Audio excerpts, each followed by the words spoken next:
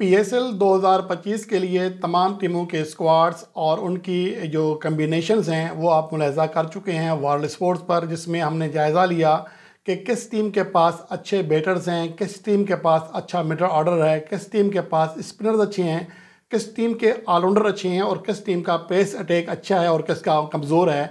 तो ये तमाम जायज़े आप गुज़श्ता वीडियो में मुलाहिज़ा कर चुके हैं वर्ल्ड स्पोर्ट्स पर, और इस रिपोर्ट में हम तमाम टीमों की जो बेस्ट कम्बिनेशन बनता है प्लेइंग 11 का वो आपके साथ शेयर कर रहे हैं, जिसमें ये होता है कि कम से कम ज़्यादा से ज़्यादा आप 4 गैर मुल्की प्लेयर खिला सकते हैं, लाजमन एक जो इमर्जिंग प्लेयर है वो भी खिलाना पड़ता है। तो इस तनाजुर में जो कुछ चीज़ें ऐसी होती हैं, कुछ खिलाड़ी आपको नज़र नहीं आएंगे, जैसा कि केन विलियमसन, उसका बड़ी मुश्किल है टाकरा, उन्हें एक प्लेइंग 11 में हिस्सा जगह बनाने के लिए बड़ा मुकाबला करना पड़ेगा कुछ प्लेयर के साथ। तो ये तमाम जायज़े आपकी सामने पेश कर रहे हैं इस रिपोर्ट में। और अगर सबसे पहले इस्लामाबाद यूनाइटेड से शुरू करते हैं, जिसमें ओपनिंग में मैथ्यू शॉट और कोलन मनरो हैं। सामने आप इनकी स्ट्राइक रेट और एवरेज देख सकते हैं, सेंचुरियाँ देख सकते हैं। तो ये जोड़ी सबसे बेस्ट है इस्लामाबाद यूनाइटेड के पास। रसीव एंड रडसन तीसरे नंबर पर होंगे, ये 3 गैर मुल्की प्लेयर हो गए। उसके बाद हैदर अली और आज़म खान चौथे और 5वें नंबर पर, छठे नंबर पर शादाब खान, 7वें नंबर पर इमाद वसीम, सलमान अली आगा 8वें नंबर पर। जिसके बाद पेस अटैक में नसीम शाह और एक तो लाजमी होंगे, जबकि जो दूसरा पेस बॉलर है वो बेन डवार्चो या जेसन होल्डर में से कोई एक लेना पड़ेगा, जबकि 11वें नंबर पर Hunain Shah as a emerging player खेलेंगे। तो ये उनकी बेस्ट प्लेइंग 11 दिखाई देती है, जिसे आप कह सकते हैं कि फर्स्ट चॉइस प्लेइंग 11 है। और उसके बाद जो अगली टीम है वो है मुल्तान सुल्तान, उसमें उस्मान खान और यासिर खान को ओपनिंग करना चाहिए, मोहम्मद रिजवान को 1 डाउन पोजीशन पर आना चाहिए मेरे ख्याल में।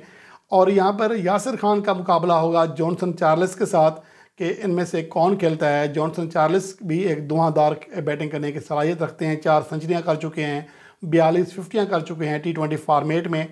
तीसरे नंबर पर मोहम्मद रिजवान है। फिर मिडल ऑर्डर में तैयब ताहिर और कामरान गुलाम के दरमियान मुकाबला होगा। तो यहाँ पर मुझे लगता है कि कामरान गुलाम को फोकियत दी जा सकती है। 5वें नंबर पर इफ्तिकार अहमद हैं। उसके बाद ऑलराउंडर्स में माइकल ब्रेसवेल 6ठे नंबर पर, 7वें नंबर पर डेविड विले हैं और 8वें नंबर पर उसामा मीर जो कि एज ए स्पिनर टीम का हिस्सा होंगे। पेस में Chris Jordan as a foreigner player शामिल होंगे, जबकि आकिफ जावेद और मोहम्मद हसनैन के दरमियान मुकाबला होगा। आकिफ जावेद एक अच्छे बॉलर हैं और हो सकता है कि उन्हें तरजीह दी जाए, लेकिन मोहम्मद हसनैन के पास पेस है, तो ये फैसला कैप्टन करेगा पिच की सूरत हाल देखकर। जबकि 11वें नंबर पर शाहिद अजीज़ हैं जो कि इमर्जिंग कैटेगरी में लाजमन टीम का हिस्सा होंगे। उसके बाद अगर पेशावर ज़ल्मी की बात करें तो मुझे लगता है कि बाबर आजम के बजाय टॉम केलर कैटमोर को सैम अयूब के साथ ओपनिंग करना चाहिए, जो कि ओपनिंग पोजीशन पर धुआंधार बैटिंग करने की सलाहियत रखते हैं। और 1 डाउन पोजीशन पर बाबर आजम होंगे। जिसके बाद मिडल ऑर्डर में मोहम्मद हारिस, गो के उनका नंबर काफ़ी नीचे हो जाएगा, स्ट्राइक रेट उनका खासा शानदार है। टॉप ऑर्डर में जो पेशावर ज़ल्मी का टॉप ऑर्डर है उसमें सबसे ज़्यादा स्ट्राइक रेट मोहम्मद हारिस का है, लेकिन उनके अंदर एक मसला ये है कि वो विकेट पर ज़्यादा देर क़याम नहीं कर सकते, तो इस वजह से उन्हें ओपनिंग पोजीशन पर नहीं रखा। और उनके बाद अब्दुल समद हैं और उनका मुकाबला होगा मैक्स ब्रियंट के साथ। और अब्दुल समद ने 146 के स्ट्राइक रेट से बैटिंग की, स्ट्राइक रेट से रन्स किए हुए हैं T20 फॉर्मेट में। 6ठे नंबर पर हुसैन तलत, फिर इमर्जिंग कैटेगरी में माज सदाकत हैं जो कि वैसे तो टॉप ऑर्डर बैट्समैन हैं, लेकिन टॉप ऑर्डर में ऑलरेडी इतने ज़्यादा बैट्समैन हैं कि माज सदाकत की टॉप पोजीशन पर जगह नहीं बन सकती। 8वें नंबर पर कॉर्बन बुश हैं, जबकि उसके बाद स्पिनर्स में सुफियान मुकीम 9वें और आरिफ याकूब 10वें नंबर पर रहेंगे, जबकि फास्ट बॉलर मोहम्मद अली जो हैं वो 11वें नंबर पर होंगे। पेस में उन्हें यहाँ पर हुसैन तलत और कार्बन बुश का साथ हासिल होगा, तो इस लिहाज से स्पिन पर ज़्यादा इंसार करेगी पेशावर ज़ल्मी। कोयटा ग्लेडिएटर्स की टीम का जायज़ा लें तो फिन एलन और हसन नवाज़ इमर्जिंग कैटेगरी से इनका ओपनिंग पर जाना हुआ दिखाई दे रहा है, क्योंकि वरना फिर कम्बिनेशन ख़राब हो रहा है, क्योंकि ज़्यादा गैर मुल्की प्लेयर आप नहीं ले सकते। हसन नवाज़ एज ए ओपनर खेलते हैं तो उन्हें ऊपर खिलाया जा सकता है। रेगुलर साउथ तीसरे नंबर पर, सऊद शकील चौथे, शोएब मलिक 5वें, हसीबुल्ला खान जो है वो 6ठे नंबर पर होंगे एज ए विकेट कीपर, जबकि फ़हीम अशरफ 7वें नंबर पर। जिसके बाद अकील हुसैन 8वें, इब्रार अहमद 9वें, ये दोनों स्पिनर हैं। पेस में मोहम्मद आमिर 10वें और सीन एबट 11वें नंबर पर होंगे। उसके बाद अगर कराची किंग्स की बात करें तो डेविड वार्नर और जेम्स वेंस को एज ए ओपनर दिखाया जा सकता है, वो लाजमी सी बात है, यही ओपनिंग करेंगे। शान मसूद उनकी जगह तो नहीं बन रही है, जो जिस तरह का उनका कम्बिनेशन है, जिस तरह उनका स्क्वाड पिक हुआ है, लेकिन एज ए कैप्टन उन्हें तो खिलाया तो जाएगा, तो वो तीसरे नंबर पर बैटिंग कर सकते हैं। जबकि Tim Seifert as a wicket keeper खेलेंगे, चौथे नंबर पर खेलेंगे, हालांकि वो टॉप ऑर्डर बैट्समैन है। इरफान खान पाँचवें नंबर पर, जिसके बाद ऑलराउंडर्स आ जाएंगे, जिसमें छठे नंबर पर खुशदिल शाह, सातवें नंबर पर आमिर जमाल और अरफात मिन्हास में मुकाबला होगा। अगर पिच ऐसी होगी जो कि स्पिनर्स को ज़्यादा मदद दे रही होगी तो इरफात मिन्हास को खिलाया जा सकता है, लेकिन अगर पिच ऐसी है जो कि पेस को मदद दे रही है तो उनके बजाय आमिर जमाल को खिलाया जा सकता है।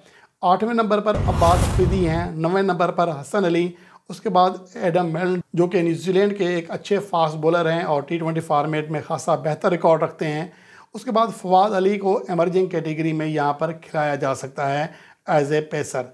उसके बाद लाहौर कलंदर की टीम की अगर बात करें तो फ़खर जमान और कौसर परीरा को ओपनिंग करना चाहिए, और तीसरे नंबर पर अब्दुल्ला शफीक जो कि फ़िलहाल आउट ऑफ फॉर्म है, उन्हें खिलाया जा सकता है। उसके बाद मिडल ऑर्डर में डेरल मिचेल और साम बिलिंग में चौथे नंबर पर मुकाबला होगा। दोनों शानदार खिलाड़ी हैं, मेरे ख्याल में डेरल मिचेल को पहले खिलाया जाएगा, फिर देखी जाएगी उनकी फॉर्म कैसी है, उसके बाद साम बिलिंग की जानिब देखा जा सकता है। पाँचवें नंबर पर आसिफ अली हैं, 146 का स्ट्राइक रेट है, जो कि मौजूदा स्क्वाड में लाहौर कलंदर का सबसे तेज़ खिलाड़ी है, सबसे बेहतरीन स्ट्राइक रेट उनका है, लेकिन एवरेज उनकी खासी कम है, 22 की एवरेज है। उसके बाद सिकंदर रज़ा और डेविड वैसे और टॉम करन के दरमियान मुकाबला होगा। सिकंदर रज़ा एज ए स्पिनर भी काम आएंगे, जबकि सातवें नंबर पर दो पेस ऑलराउंडर के दरमियान मुकाबला होगा, जिसमें डेविड वैसे का खिलाने का ज़्यादा चांस है। टॉम करन भी अच्छी बैटिंग करते हैं, लेकिन डेविड वैसे का एक कम्बिनेशन अच्छा बना हुआ है लाहौर कलंदर के साथ, तो इसलिए उनके खेलने के ज़्यादा चांसेस हैं। और आठवें नंबर पर स्पिन में मोमिन कामिर हैं, जो कि इमर्जिंग के शोबे में यहाँ खेलेंगे, उन्हें प्लेइंग 11 का हिस्सा बनाना लाजमी होगा। उसके बाद शाहीन शाह अफरीदी, हारिस रऊफ़ और जमान खान, ये उनका पेस अटैक है, जिसके मुताबिक आप देख सकते हैं कि लाहौर कलंदर का जो पेस अटैक है बहुत मजबूत है। अलबत्ता उनका जो मिडल ऑर्डर है या मैच फिनिशिंग का जो किरदार है वो सिकंदर रज़ा और डेविड वैसे को संभालना पड़ेगा। तो उस सूरत हाल में देखा जाए तो लाहौर कलंदर का कम्बिनेशन भी खासा तगड़ा दिखाई दे रहा है। और स्पिन का शोबा ऐसा है कि अगर सिकंदर रज़ा क्लिक कर गए इन पिचेस पर तो लाहौर कलंदर तीसरी बेहतरीन और मजबूत टीम बन जाएगी इस्लामाबाद यूनाइटेड और कोयटा ग्लैडिएटर्स के बाद।